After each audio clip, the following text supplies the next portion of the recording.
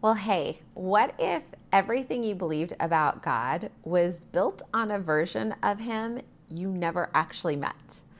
My name is Meredith Teason, and I want to be sharing with you the names of God and walk you through the actual meaning, show you in Scripture where it's at, as well as how we can call upon that name.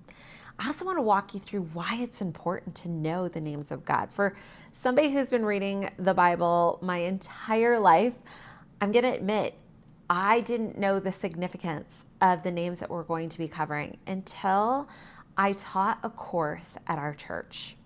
It led me down the path of doing a deep dive in research that I want to share here.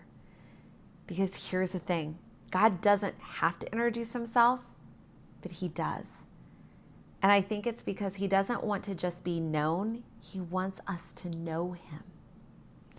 I don't know how you found this page, but I'm so glad that you did, because over the next few videos, I'm going to be walking you through just some key names that I think might help you in this season that you're in. Or maybe you'll be able to pray these names over somebody to help them and meet them in their season.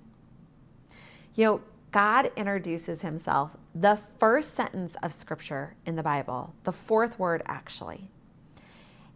And this is so we never have to guess who he is. He tells us. So I'm going to be breaking it down into a couple of categories. First, prevalent names, who he is to his core. Next, practical names, what he does on our behalf, his track record. And then third, personal names, who he is specifically to me, to you, to each of us. This is so key.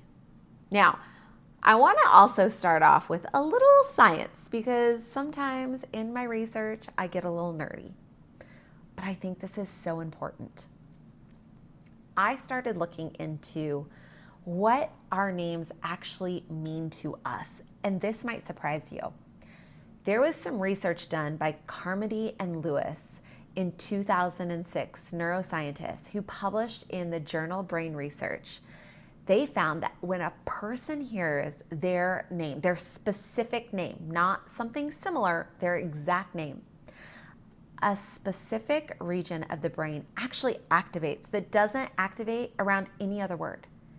This is incredible to me because the part of the brain that actually lights up is the part that is tied to identity, self-reflection, and personal significance. So your brain literally responds to your name different than it responds to any other word it will ever hear. Dale Carnegie actually wrote about this before science caught up. He said, a person's name is to that person the sweetest and most important sound in any language. And here's the thing, the God who created galaxies, who spoke everything into existence, he gave himself a name.